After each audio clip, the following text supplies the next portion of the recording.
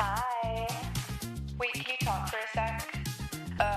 Last night I got literally heinous. Literally heinous with Lily Maslia.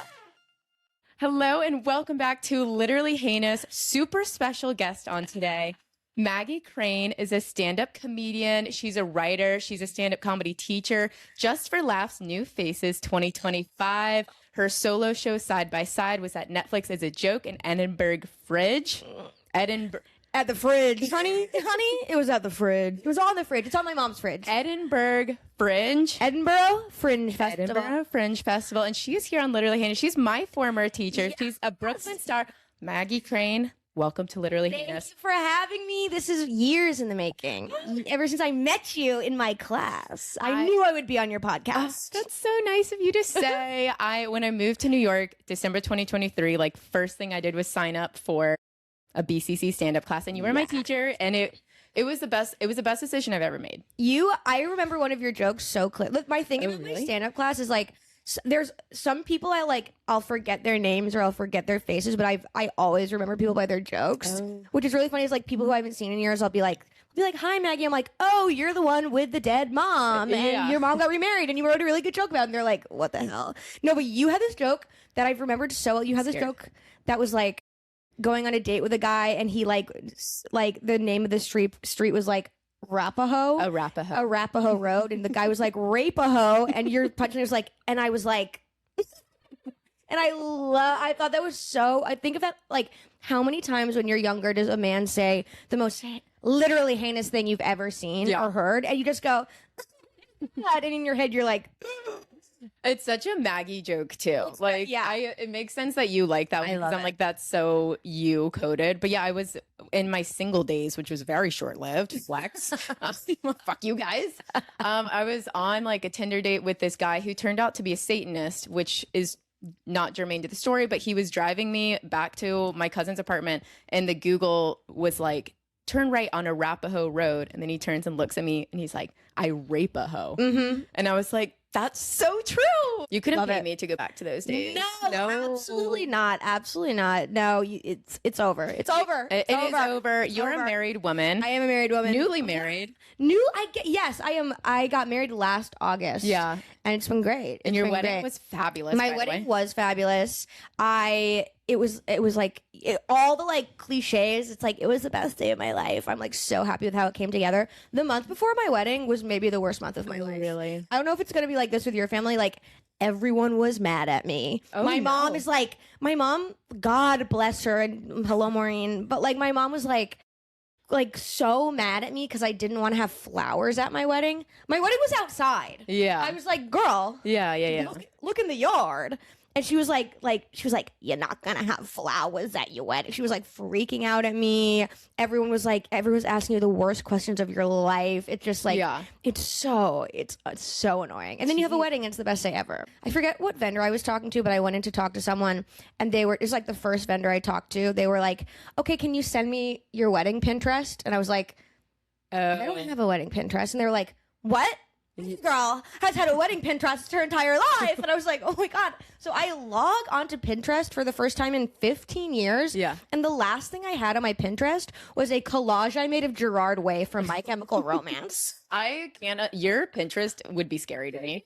So it was like all emo shit. It was like all just like I Write Scissor Tragedies, all just like My Chemical Romance. And I was like, I'm going to start sending this to wedding vendor. Yeah, you're an emo girl. I'm an emo girl. I'm a former emo girl. Sometimes present if I'm feeling it. If my feet feel sturdy enough to wear Converse, then I whip it out. You're a rocker girl. I was actually listening to Panic at the Disco this morning. The pregame talking to you. Yes, for those at home, I have a solo show. My solo show Side by Side is heavily about my obsession with Panic at the Disco and Brendon Urie. Yeah. And then ends in the story of how I met Brendon Urie because I waited on him at the restaurant I was working at when I was like 23, and I had a meltdown. I like absolutely freaked out at him, which is like, I've never done that to a famous person before. I've like, or since I've worked for and with famous people. I'm like a New Yorker. I feel like New Yorkers are like, they see a famous people and they're like, fuck you. Yeah. But Brendon, something in me, it's like when you revert back to being 12,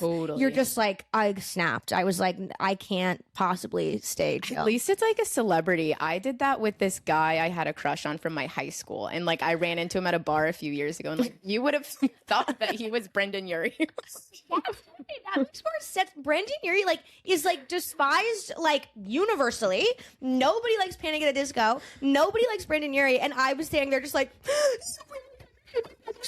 school, and he's like trying to eat dinner with his family. I'm freaking out. I'm like calling my friend and telling her that I'm waiting on him in front of it was I had a meltdown. Okay, so I want to talk about your solo show. So I'm going to give some background. Please. So it's called Side by Side, and it's a one-woman show. Like I would mostly stand up. Yes. A little bit of media. A little tiny bit of media. A tiny bit of multimedia. A projection here and there. A song cue.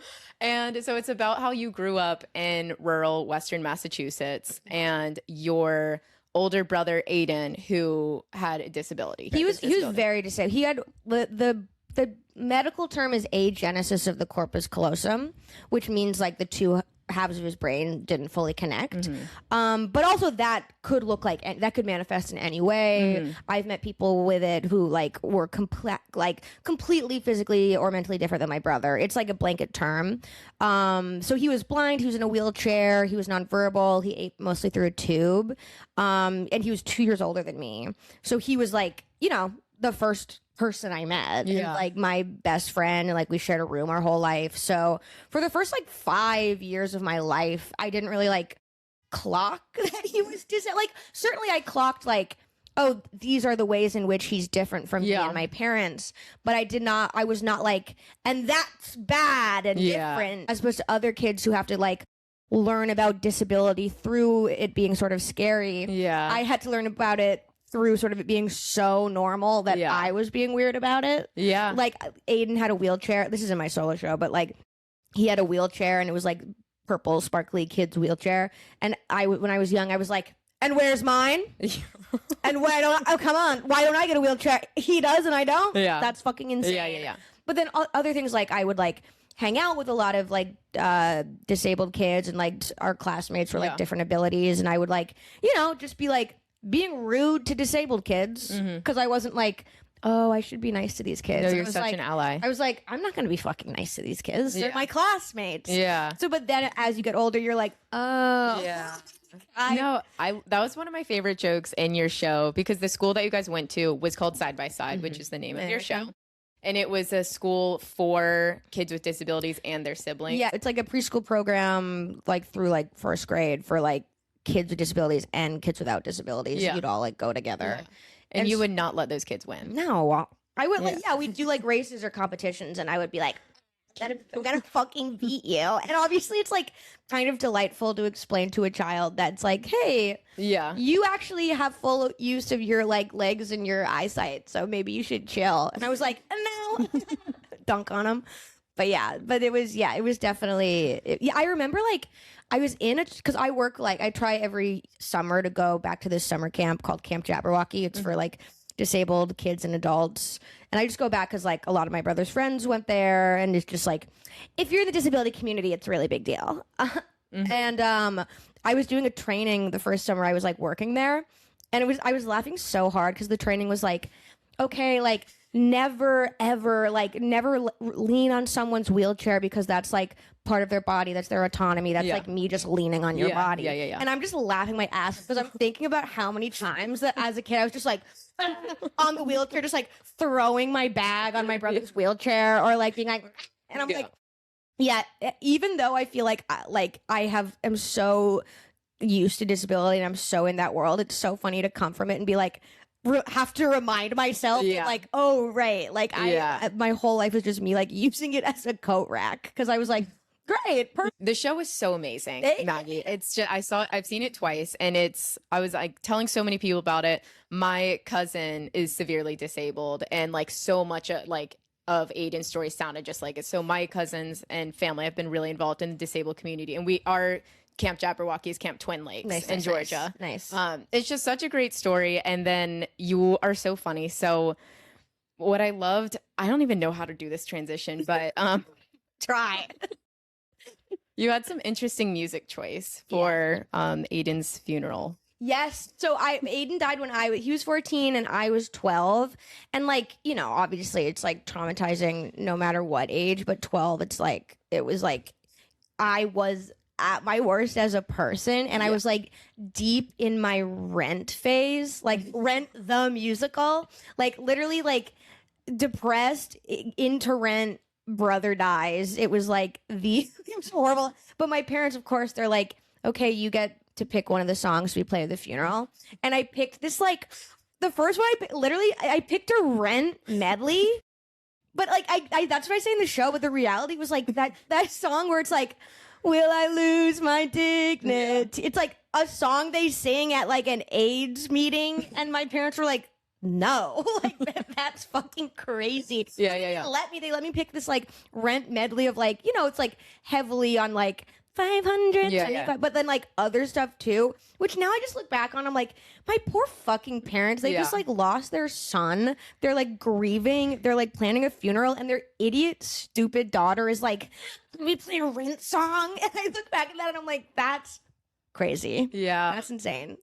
Yeah. But they must have really loved, I mean, it was important for you too. Yes. To hear your music. No, exactly. Again, I think they did I also, like, this isn't in the show, but I, like, remember going, like, at the same time, I'm picking the Rent medley. I'm being mentally ill. And then I remember going shopping for my brother's funeral. And, like, I literally wore, like, bright pink gauchos and like a kitten heel with like stitching on it. Sounds and I cute. think about that, I'm just like, oh my god, just like me blasting Rent and wearing bright pink gauchos. That's very of it. It was 2006 and I was acting like it. You wore that to the funeral? I wore that to the funeral. Okay. I wore like bright pink gauchos with like, you could like see all of my underwear because it's like, remember that material? It was like very stretchy. Gaucho material.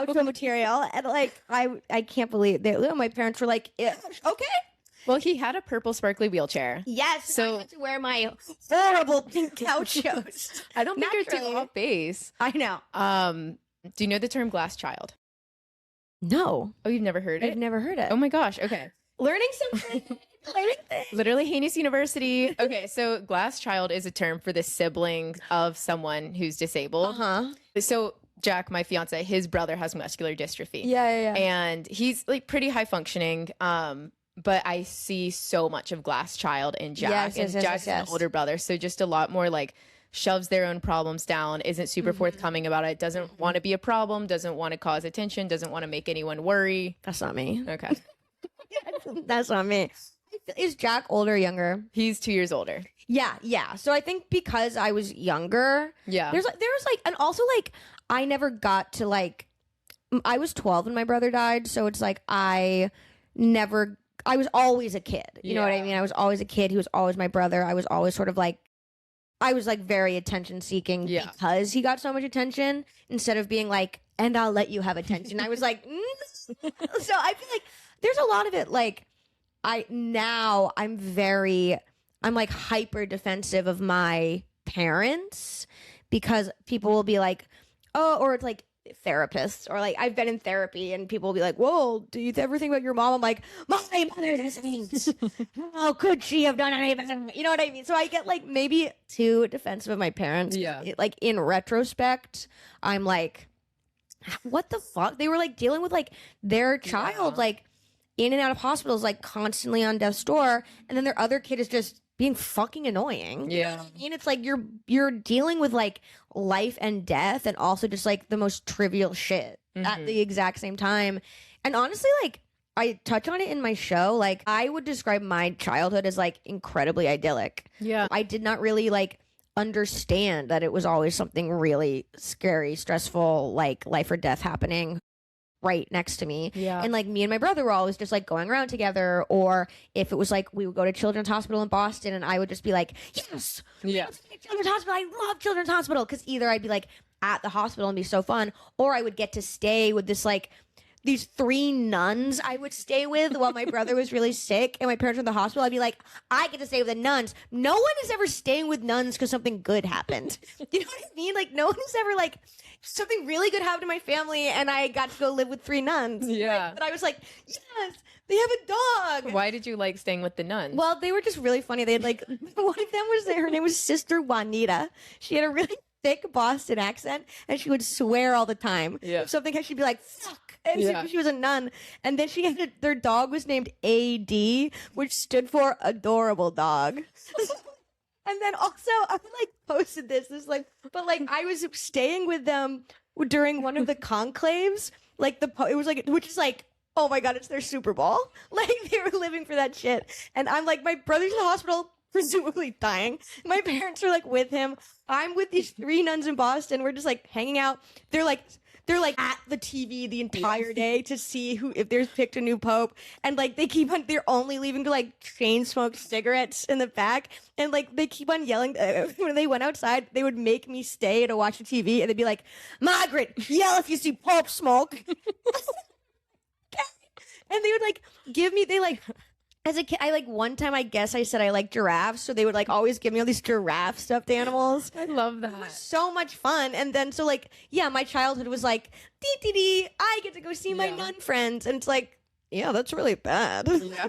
So like my parents did like an incredible job. And obviously like when I was 12 and my brother died, like that was incredibly traumatic and tragic. And that was like, but that was like the first moment in my life where I viewed any of it as like sad. Yeah. Like before he was very sick, it was just like, it was not sad or tragic. It was just his reality and my reality. And it was a pretty happy one. Yeah. What do you think of Catholic bandwagoners because of this? Oh my God, I think it's crazy. It's like, why do you want this? What's that, like the Batman thing? It's like, you merely adopted the darkness. Was born in the darkness. To it. I think it's wild. I mean, I get it. I have a little bit of like, I obviously like I'm like anti-Catholic Church. I think they're, pedophiles. I think I'm not like pro the institution of the Catholic Church, but like, and then you'll meet a Protestant and I'm like, you fucking prod. Like, fuck yeah. Papacy supremacy, bitch. But the bandwagon, I don't know. I think everyone is craving community and ritual. Totally. And I don't think the Catholic Church is the place to find it right now, but maybe if you need that, maybe go to an open mic. I'm a Catholic bandwagoner. Are you really? Yeah, like my rosary. Like I clocked your rosary. I know. You're my first guest that I've had since putting up my rosary. I did clock. And I was like, perfect. I am Jewish, like fully. Yeah. Oh my God. And I just I guess I was a bandwagoner. Obviously the seeds were planted during the 2018 Met Gala when it was the Catholic Church. Oh, that was the most iconic thing of all time. I mean, that was huge. Nothing has ever come close. Every theme since has been like straight up, what was it? Like the next year was like China. Yeah. Yeah. It was huge. The seeds were planted and then we have the best iconography of all time. We have the greatest visuals. It's why I'm going to say all of Christianity lasted so long was because the Catholic Church was so good at like set design. Okay. And I was in Italy and I was talking with my friend about this and she was like, why is it that like, Italy's really pretty and Spain is really pretty and like France sometimes but not like other European countries? And I was like, Catholicism. The Catholic Church. The Catholic Church. Imagine you're a peasant. Yeah. All you eat is gruel. You have 15 kids. 9 of them are dead. you can't read. You can't do anything. You walk into one of those churches. You're like, this is a higher power. Yeah, God is real. I walk into yes, the ones in Europe. You walk into fucking Manhattan into a Catholic church and you're like, what the hell? Yeah. I drove by a gorgeous one in Brooklyn the other day. Like, I'll go to mass. Yeah, and then obviously when Conclave the movie came out, that was huge for us. That was huge for the program. That was huge for us. Then, of course, the real Conclave happened after that. I know. And it was while all of that was happening, back to back, Catholic wedding, my grandma's funeral, mass. It was huge. It was like I took communion. No, we do. I mean, always. We do it. We do it good. Look, is the Catholic Church the original criminal organization? Like, holy wars that have killed more people than any other circumstance in history? Yes. Are they like an evil institution that systematically covers up child rape? Yes. do they know how to wear a fucking robe? Do they know how, like, it's like it's undeniable. It is like the biggest proof that like all you need is showbiz. All you need is a little razzle dazzle. They have a show. They have a show. They have scenic design. They have costume design. They have like narrative. It's smoke. Literal smoke and mirrors. Where does that come from? The term smoke and mirrors comes from the Catholic Church. Ugh. No, they do it well. They do it really well. It's amazing. And yeah, so when I went to Italy, like I was Catholic maxing hard. Yeah. Like I bought so many rosaries. Oh yeah, no, like, I love it. Addicted. I'm like my husband gets really mad because the only two paintings I like drag around with us are my painting of the Blessed Mother and my painting of Jesus. Yeah. And I'm like, my dream home, I have a wall of crucifixes, and he's like, that's insane. That's crazy. So then after the death of Aiden, that was kind of when you discovered Panic at the Disco. When I was 12, I was getting like heavily into Panic at the Disco and emo music, and like specifically that album, A Fever You Can't Sweat Out.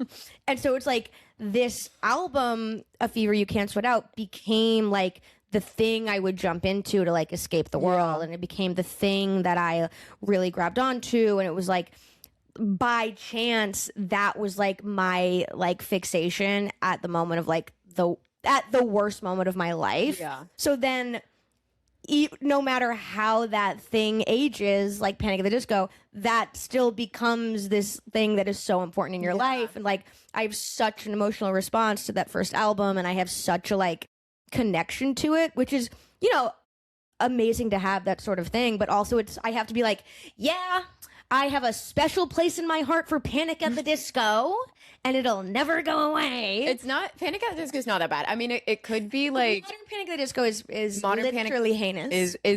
Is literally heinous. But it was so funny during your show because when you were first talking about like the opening chords for I Write Sins Not Tragedies, I also remember the first time I heard that song. Like I think everyone does. It was like a sort of a game changer. It was huge. I was at summer camp. Mm-hmm. It was my first time going. I was 8, and we were unpacking our duffel bags, and our counselor was like playing music, and then she paused it and she goes, "Okay, normally I wouldn't let you guys listen to curse words, but this song is really good." You know, and she was right. She was fucking right. And she played I Write Sins Not Tragedy, and I was like, whoa. I think because it like took the Venn diagram of like, it was like emo kids liked it, but then it had this like musical theater girl quality. Yeah. Like it was very theatrical. It was very like it was very Rent, if you will. And it's like it got the like freaky musical girls. Yeah. Because it was like that hook and the story, and it was all happening. And yeah, it changed the game. It really did. And that whole album I still stand by. I love it. And then they did nothing good again. The second album's okay.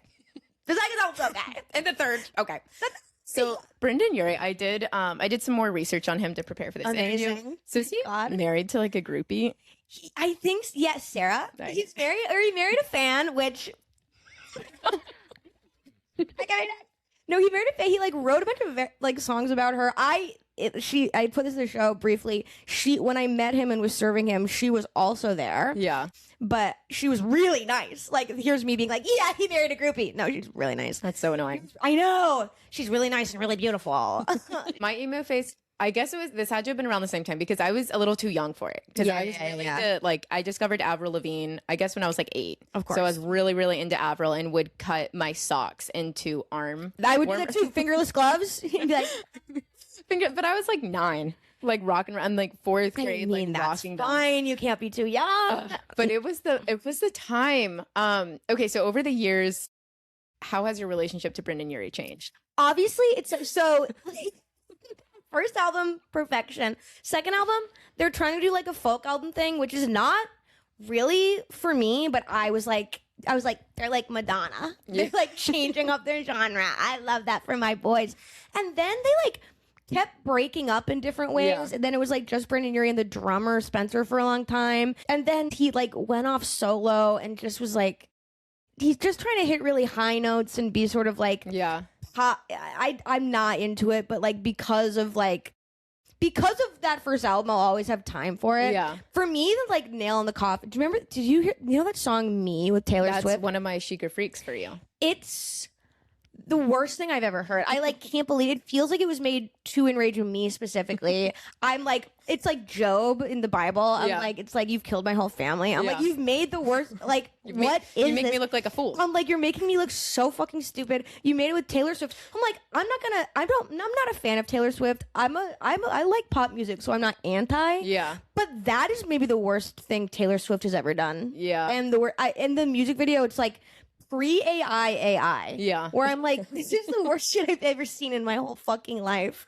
Ugh, that was trying. And then that song High Hopes that Pete Buttigieg used in his like campaign, and I was like, that was tough.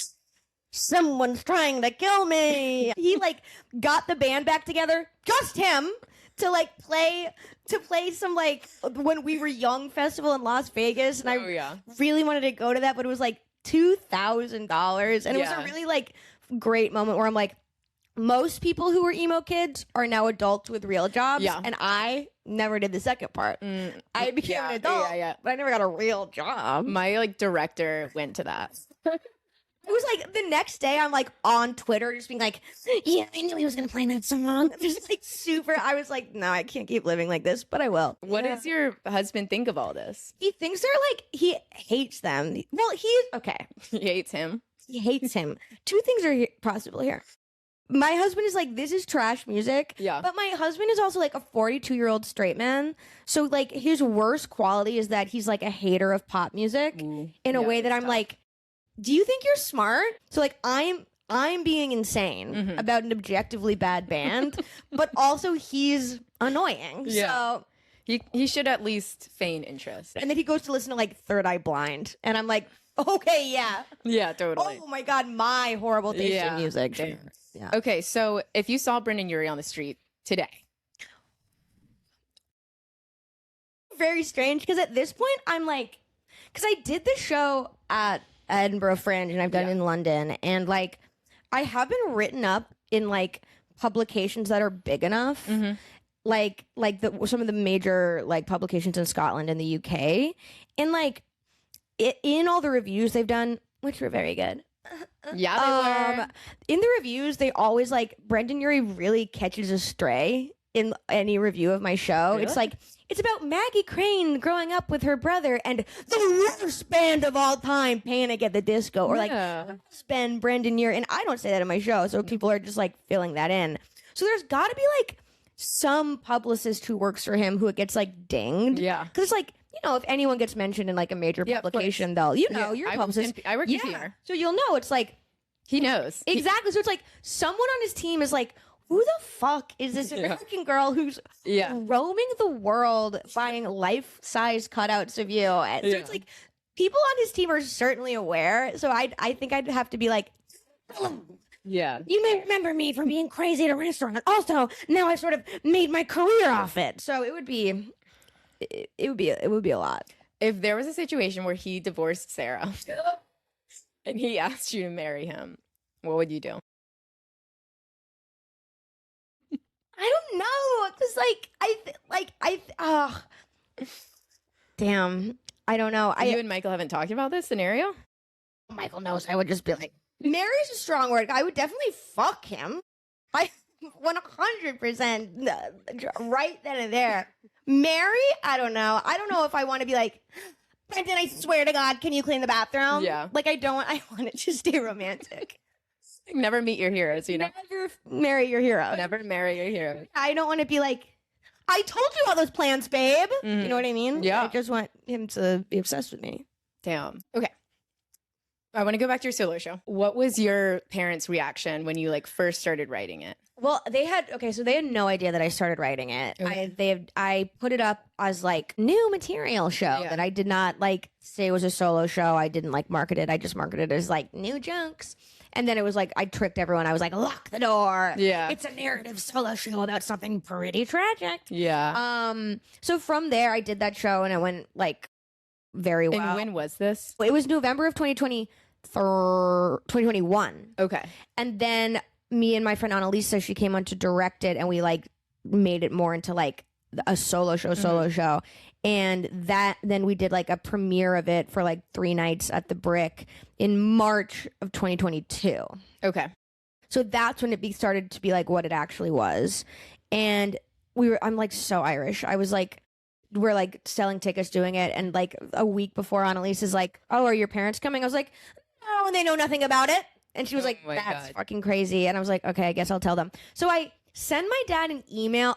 Crazy. I was like, hi, I'm doing the show. It's about Aiden. You don't have to come at all. And then he like emails me back being like, well, I just got tickets, so I'm coming. Oh, that's sweet. It was sweet, but your I was parents are relatively creative. Like, yes, my dad's a professor, so he writes both academic books and and some fun ones. And my mom's a nerd. She's very creative in that she's the funniest person I know, but she's also like does not understand the arts at all. My mom, when I got JFL, I got JFL. I call my mom. I'm like, Mom, I got JFL. She's like, you're gonna take off a whole week of work. Oh my god! And I'm like, yes. But she's the best. She just, yeah. But like, I was freaking out. Like I had, when they were in the audience, I like literally had a bunch of like industry there, but I didn't even care because I was like, oh my God, my parents are going to disown me. Yeah. I'm like making jokes about their disabled son. I'm like, oh my God, this is it. And then the show is going on for like 15 minutes before I even mention Aiden and before I bring up his disabilities. And how I intro his disabilities is I do this joke about how like, at his like birthday party, we were playing Pin the Tail on the Donkey, and I make the audience be like, I'm like, and my mom, she made me wear a blindfold when I was pinning the tail on the donkey, and then my mom didn't make my brother wear a blindfold, and everyone's like, oh, what? And I'm like, and that's fucked up, right?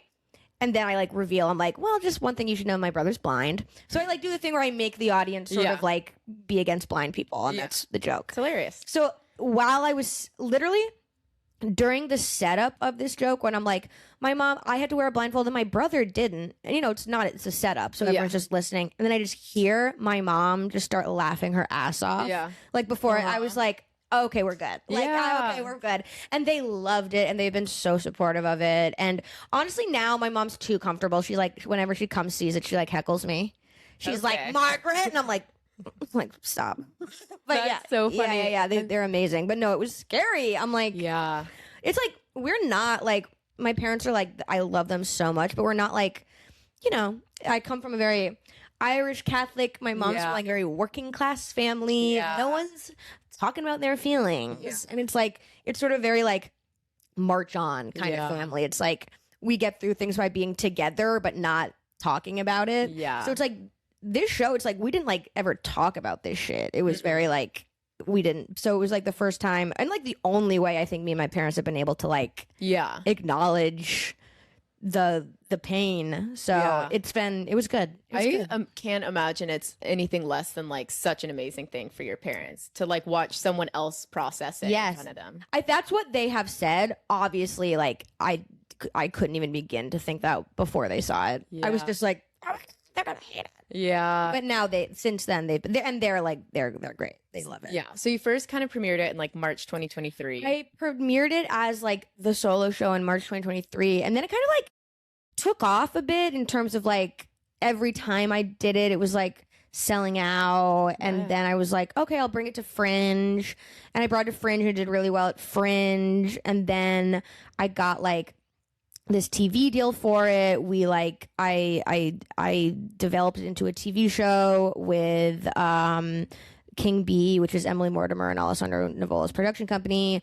Rob Delaney was attached, and I had it with Lionsgate. And then that's why I moved to LA last year, because it was like we were pitching it. Obviously didn't sell because nothing sells. But so it's been this like, it's been like such like a process of like the show, the live show, the TV show, and then just like all the other stuff that comes with it, which has been like such a blessing and so great. But also it's like there are moments when I'm like, I'm having meetings about like, and how disabled is Aiden in the TV show? And I'm like, really disabled? Like, so what was the process of pitching it as a TV show? So I changed it like a lot. I made it modern day. I made the family like there was one younger daughter and one older daughter, so we could like get a bunch of the different experiences, like me as a younger kid with Aiden and me as a teenager. So I like split myself into two characters, and then the Aiden character was pretty much exactly as I written how I experienced him and how he was in the show. And then the family's a little bit different, and it was good. It was hard. I like love writing, and I like to think of myself as a good writer. Like redeveloping your own life, especially when it's sort of like not something you're always like. Yeah. It's not something that's always easy to to recall, was really difficult. And while I'm like obviously would love to like, I want it to exist someday. Like we shot the special, so even if it's just like out as a special, I want it to exist in like a way that lives beyond me, like physically performing it. Yeah. But after the TV show didn't sell and I got over my initial like, oh my God, I'm devastated, I was like, it's okay. I don't need to be like writing the worst few years of my life for the rest of my life. You know what I mean? Damn. Yeah. Damn, dude. Yeah. God, okay, so you were in LA for a few months last year doing like pitching it everywhere. I was in LA from September 2024 to April 2025. 24 to 25.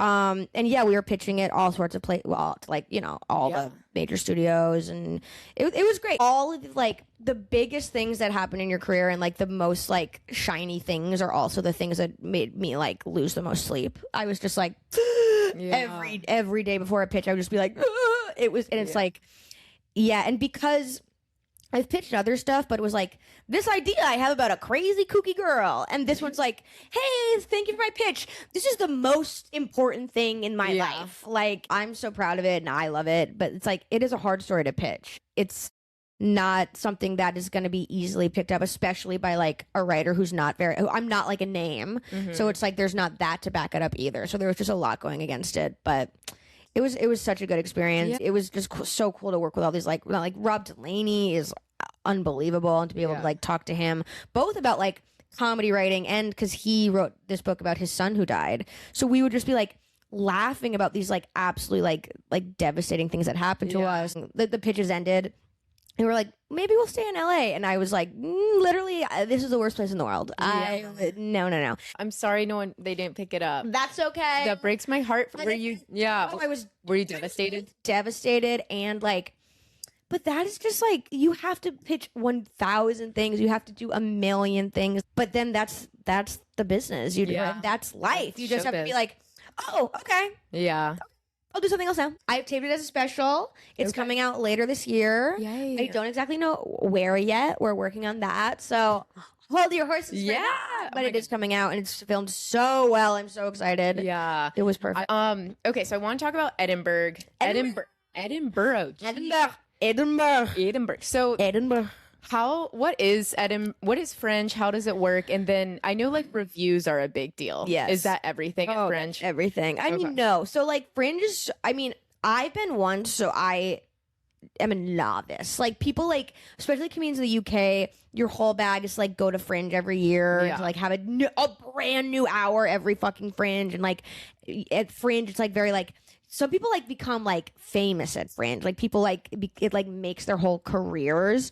For me, I was going in like I had no idea what I was doing. I was like, me and my producer Alexa were just like, what's going on? Yeah. It's like this like absolutely unwieldy thing. But then when you get, it's like, it was like my full-time job for like 6 months was to like produce and get this one person show ready for I don't know how like plays with full casts do it. Yeah, I don't know either. It was so expensive for me. It was so much work for me. And it's just me. And then once you get there, you do all this work and then you're like at summer camp.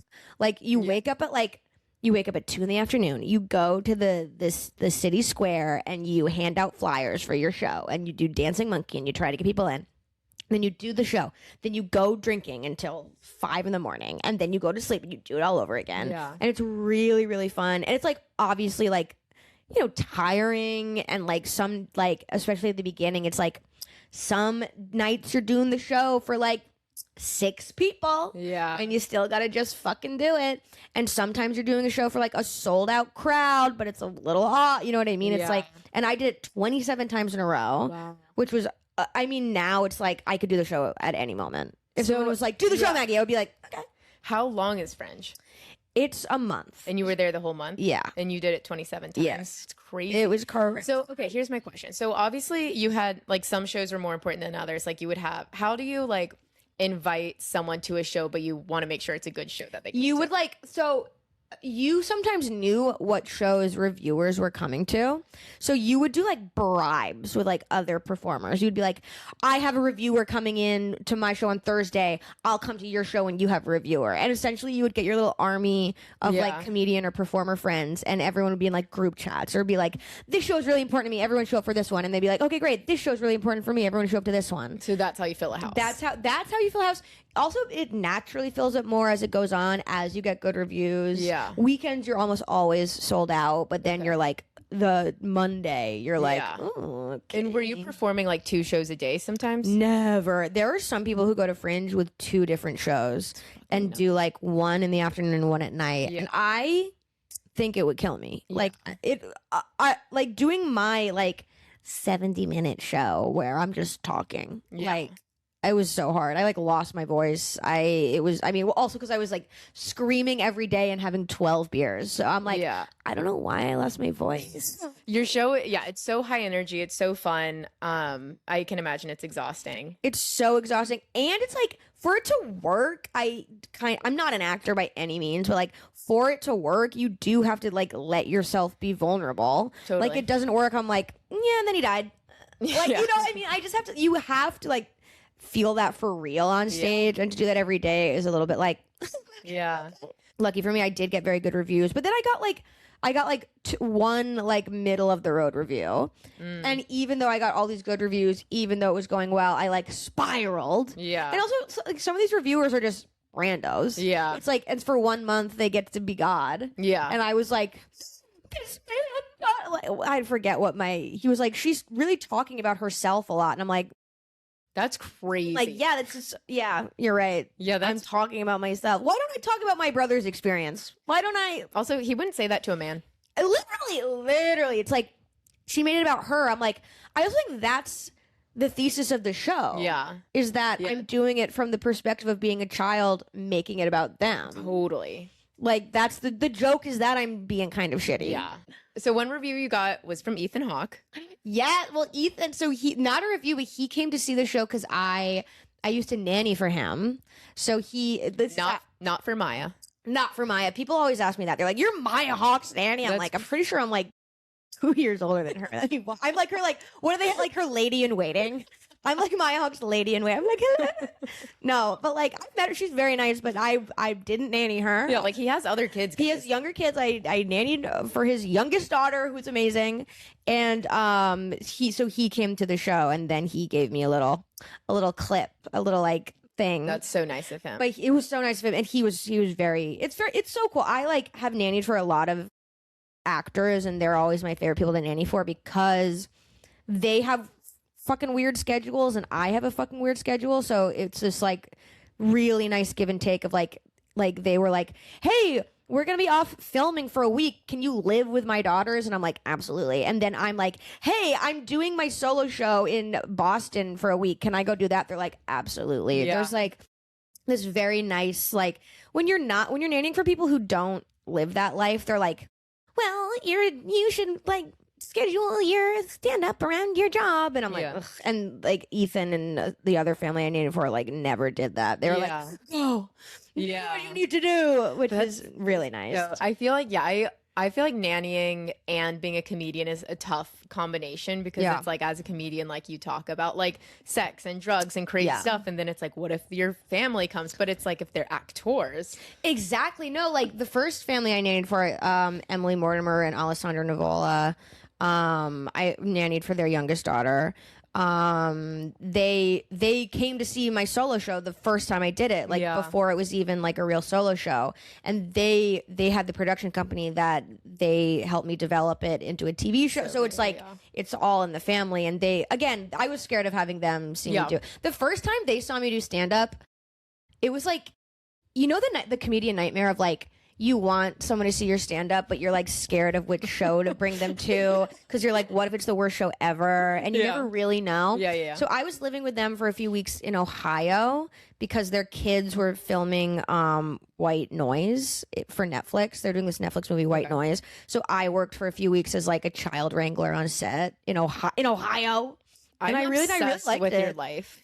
It's a pretty fun life. You do. You have a really fun life. I have a very fun life. Okay, good. And then I like, as I do whenever I'm randomly in another place, I like try to find comedy shows, and I like find this like little improv theater. It was very sweet, and I like asked to do a set there. It was like really close to where we were like staying in this house that Netflix got us. They were like, "Oh, we'll all come. It'll be great." And I was like, "Oh, okay." I'm like kind of like, you don't have to, but I'm also trying not to. And they've never seen me do stand up before. This is like before they'd ever seen me.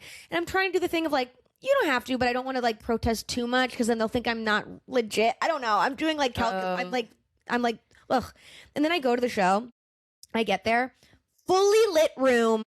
Fold up chairs. Oh no. 4 people there. Yeah. Oh my God. And Emily Mortimer. And Alessandro Nivola and their kids come in, and they're like, there's like 4 other people. Of course, it's not a stand-up show, so before me, everyone's doing like 2 prov or characters, and they're like using Emily and Sandra as like like crowd crowd work bits. It was an absolute fucking nightmare. I was like, I've been telling these people I do stand up for years, and then I bring them to like maybe the most harrowing show I've ever done. And like I get up and I do well, but it's like, you know, how well can you do, and how like, I'm the most sane person in the insane asylum. I did a really good set in the fully lit room.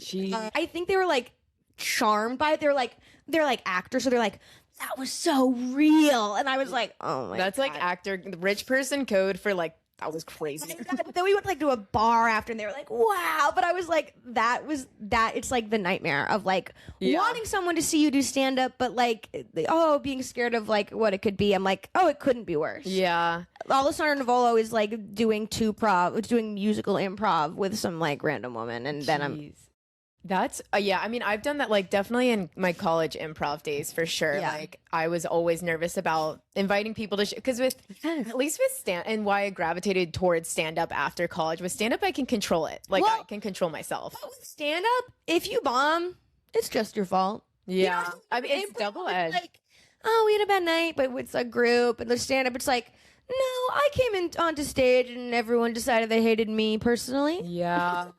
I just can't get over that story because I'm like, in my worst moments of inviting someone to a bad improv show, I can imagine inviting not only 2 serious actors, but my bosses. And their children. Yeah. I'm doing an embarrassing show in front of the 10-year-old Nanny, who is at that moment starring in a Noah Baumbach movie. Actually, I've got something going on too. It's like a fully lit room. You will be sitting in a fold-out chair. And it's gonna be crazy. But no, I have a video of it somewhere because I was just like, I can't believe this is happening to me. Did you meet Noah Baumbach? I did. He runs a tight ship, so really? I was never that close. Yeah, of course. And also child wranglers on set, it's like you have leprosy. No one wants to be. Everyone's just like, child wrangler, get away. So I also want to ask, so Sam Nivola. Yes. As you guys are friends now. We're friends now. Like 22, 23. He's the brother of the girl I nannied. So I met him when he was like 16, and I started nannying his sister like extremely casually, and then boom, pandemic. I moved with them to like a remote Duke's estate in England for 4 months, and like trauma bond. Yeah, I had this moment with Sam where he like. I want to tell everyone quickly, Sam is the younger brother on the new season of White Lotus. Yeah. Patrick Schwarzenegger's brother from that scene. I know. I remember having this moment. I'm like, oh my God. So few people have the experience of watching the kids they nannied fuck his brother on TV. That's a unique experience. It's a really unique. And I was like, my husband was making fun of me because like I'm watching the show. I'm so proud of Sam, but I'm like, I can't like. Yeah. So what was your reaction when he got White Lotus? What was his reaction when he got White Lotus? I was not like working for them anymore, so I wasn't there every day, but I remember them texting me and I was just like, yeah, that's White insane. Lotus White is Lotus, huge. I mean, everyone auditions for it. I know. It's crazy. Only 6 people get it. Yeah. And he's so cutie boy. And He's unbelievable. and so you are married to a zaddy. I'm married to a zaddy. I'm married to a 42-year-old zaddy.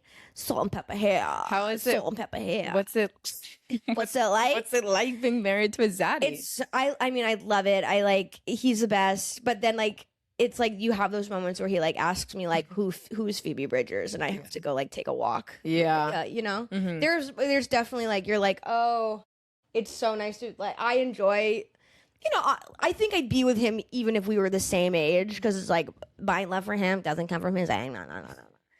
So he's also a comedian. He does not do stand up anymore. He's now like almost full-time screenwriter. Oh my God. He also works for Topps baseball cards. Okay. Which is like huge for like a certain type of straight man. Okay. Like I'll like, you know, obviously to my girlies, I'll be like, yeah, he works for Topps, and be like, we don't know what that is. Like, is that a gay bar? Exactly, literally, like Topps. You work for bottoms, honey. And then like I'll say it to a random straight, and they're like, yeah.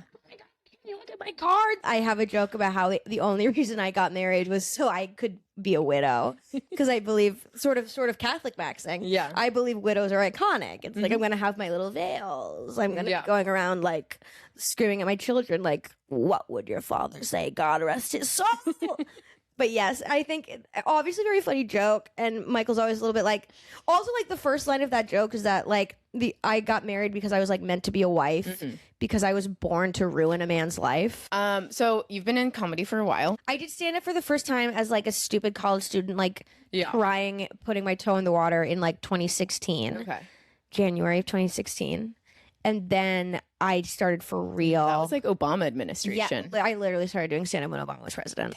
That's crazy. I'm jealous. I started doing stand up when I would have said like Louis C.K. was my favorite comedian. Wow. I started pre-Me Too. But what have you seen like in terms of like how Instagram and like Instagram now is so different from Instagram in 2017? Yes. Well, when I've obviously we had Instagram then, but it was more just to be like put a million filters on a sunset, and then like hashtag blessed. Yeah. And then like when I started, it's like there was not this culture of reels or like even posting sets, because it was like you didn't want to burn your material. You wanted to like save your material. The way people were getting discovered were like live shows still. There was like obviously like people on YouTube. Like I'm not from like the like prehistoric era, but like but you didn't use Instagram in that way as much. Like people who were posting sets, it was kind of seen as a little cringe. And then I think the pandemic broke that, one, out of necessity, like no one had anywhere to perform, and it was like, and then two, it was like, oh, we can like, people can do this without like the industry gatekeepers. Like people can just post it, people can get their own thing going. I am so bad at Instagram, and I'm like painstakingly like trying to get like so into hard. it. It's hard, but for me, it's not about it being hard. For me, I have this like mental block. I have this very like emo kid thing of like, I'm not a poser. I don't want to like post dumb shit. And then I'm like, well, that is how you get anything. And then I'm like, I don't think people who post are lame. I just think when I post is lame. Dude. And I just have to like get over that. I don't think everyone can be good at everything though. No, I was meant to be in a circus like 300 years ago. Like I was like meant to be like a jester who like they like keep in a cell, and then they like let like jump around for like 45 minutes. Like I was not meant to like work a day job. You know what I mean? I can't edit a video. I can't like, oh, let me time out my post. Like, no, I'm just supposed to be like living in a box in a boat, and I go to seaport to seaport performing for the troops. Like that's what I'm supposed to do. So I just like, it's very hard for my brain to do it. But I am trying to get better. Like, I read Liza Minnelli's book, and I'm like, that is the life I want. Yeah. Just want to be rolled onto a stage where I sing, like, bang, bang, bang, goes a trolley. And then I have 15 barbiturates, and then I do it all over again. Yeah, you'll get there. I'll get it. Well, your really good friend, Kyle Gordon, who I am a fan He's of. I went to his bachelor party this past weekend. Really? It was me and 10 boys. You're a guy's I was girl. the only girl. I like, oh my God, I'll never stop talking about it. On my deathbed, I'll be like, I'm a guy's girl. I'm actually one of the guys. Was it so fun? It was so much fun. I love those are my boys for life now. No, it was really amazing. I've never just been in a group of like 10 straight boys of my own volition. Because I don't want to die. But it was great. At one point for like an hour, they were all telling each other what flight patterns they live under.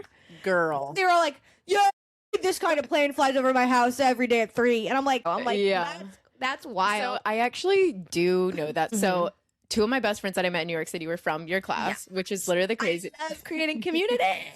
So after one of Emily's birthday parties, and Emily's birthday is always like the most iconic thing ever, whatever. We obviously got so drunk. Carmel slept over, and in the morning we were hungover at Maria Hernandez eating bagels in the park and noticed that planes kept flying over us. And we were like, what flight path are we under? So you guys, girls. She knows what flight plan she's under. She's a guy's girl. And Carmel's like, I actually have the app that tells you what plane you're looking at. So we spent an hour eating our bagels, watching the plane. Carmel be like, okay, that's a Boeing. Okay, that's an Airbus. That is so foreign to me. Okay, that's going to LAX. Okay, it's coming from Boston. You're living in a post-gender world. I'm just too old. In my day, women didn't know that. Now you're breaking down stereotypes. I'm like, wow. I'm watching my granddaughter like wear pants for the first time, knowing that you know about planes. No, it was crazy. I've never once thought about a plane in the sky. And then it was really fun. It was just a bunch of boys. They were great. There. Okay, so I want to transition into a literally heinous original segment called Chic or Freak. So I'm going to give you a few different items. You're going to tell me if it's chic, which is like cool, sexy, fun, unique, interesting. Chic means? Or explain chic to me. Okay, here's the thing. So I did that to a guest recently. It means weird. It means bad. So I did it to a guest recently, and he was like, yeah, I know what they mean. And I was like, okay, I'm never going to do that again. But then when I interviewed Eric Martini, I didn't give the definitions. He asked for them. Dumbass Eric Martini. He was like, do you want... Yeah, I bet he doesn't know what chic means. Let's start a war with Eric Martini on this podcast. Well, thank you then. I actually thank you. Okay, Chic or Freak. My first one we already talked about, which is Me by Taylor Swift and Brendon Urie. Freak, absolute freak. And the fact that I have to even like pretend it's chic sometimes is like, it makes it even more freak. Like, it's the freakiest shit. It's the worst Taylor Swift song, which to me, saying a lot. Yeah. And the fact that it's with your man. It's with she took my man and she didn't even have the decency to make a good song. Yeah. If you're going to take my man, write a fucking good song. Okay, well, there's a theory going around about how like anytime she collaborates with someone, she ruins their career. That checks out. Chic or Freak, Brendon Urie being the only member of Panic. Freak, absolute freak. You were in a perfect band. You were in an emo band, and now you're doing like, who's that guy from American Idol? Adam Lambert. Yeah. You're doing some Adam Lambert ass shit. Which is like, good for Adam Lambert, whatever. But like, no, it's absolute freak. Get the band. Every white boy should get the band back together. Yeah. I don't want to see any more backflips. I don't want to see any like everyone's trying to be Freddie Mercury. Freddie Mercury was in a band. You know what I mean? Get your ass back in a band. Freak. Chic or Freak, husband and wife having a podcast together. Freak. I mean, I would chic to me if a divorced couple podcast. That's cool. That's chic. Married couple, I feel like I associate that, you know, when you're like scrolling on like on Instagram and they're like, it's like a Christian couple and it's like, yeah, and that's actually when he struggled with his porn addiction. Oh, yeah, like Maddie Pruitt. And I'm just like, what? Why the hell are you offering any of this up? I have thoughts around this. I saw a video the other day about a boyfriend making a video. He was like, how to not be a bare medium boyfriend. Like, and he's like, I like to, you know, a few times a year go through my girlfriend's makeup bag and anything that's almost empty, replace it. And I was like, I saw that. I saw Jack with his rifling through my gorgeous makeup bag, getting his little fingers in my makeup bag. Literally, like with his grubby little paws on my makeup, I'd be like, "What are you doing?" Also, I'm like, "What if I want to try something new? Like, what if I just?" Also, it's like, "Give me the money." And that's controlling behavior. I agree. Okay, Chic or Freak, Fall Out Boy.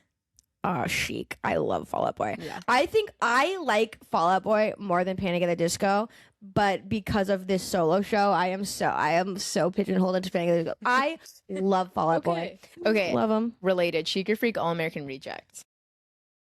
I'm gonna say chic.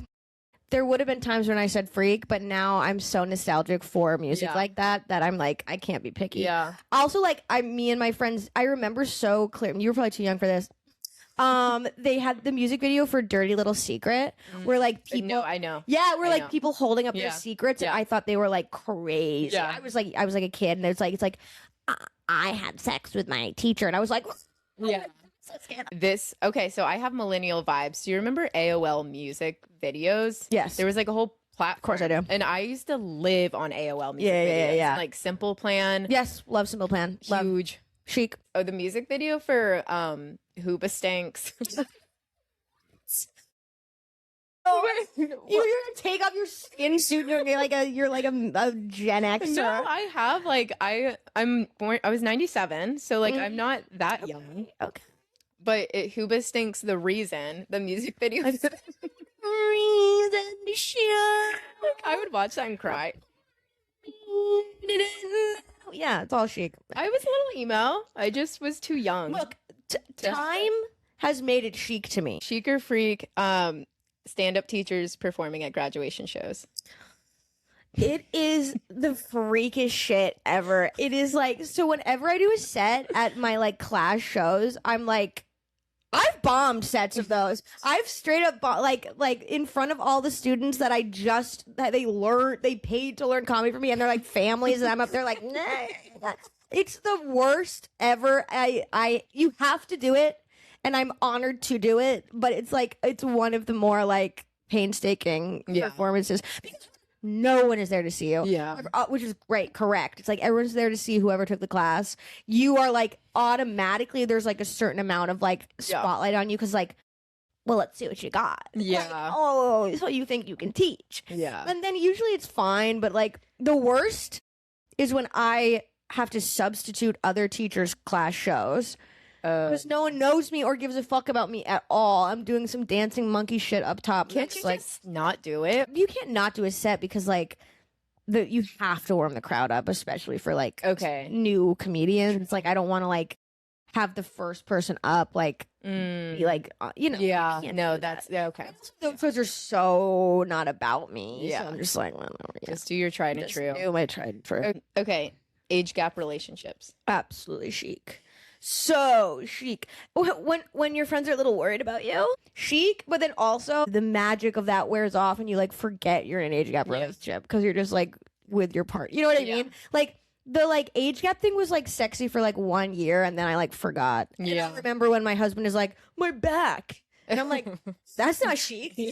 Yeah. Okay, well, I'm obsessed with you. You have cracked me up so much. Where can everyone find you? What are you working on lately? I am. When is this coming out? Tuesday. I will have just filmed doing a set for Cracked Comedy, so keep an eye out for that. I'm coming out with a new solo show soon. Oh my god. Dates TBD. Can you give us like a little crumb of what it's about? It is about. In 2018, I participated in the Irish version of Miss America. Whoa. Because they let New York compete in, it's called the Rose of Tralee. And there's like a New York Rose, like a Miss Rose. So I did it. It's like obviously so janky and freaky because it's Ireland. Mm-hmm. So I participated in that beauty pageant and it's a solo show about that experience more. I'm so excited. I know, I'm very excited. Yeah. So, yeah. And then your solo show Side by Side will be out at some point this year. Somehow, yeah, it's gonna be special. Give me a follow at Maggie Crane and you'll see all this stuff there. Yeah. Thank you so much for coming. This is so fun.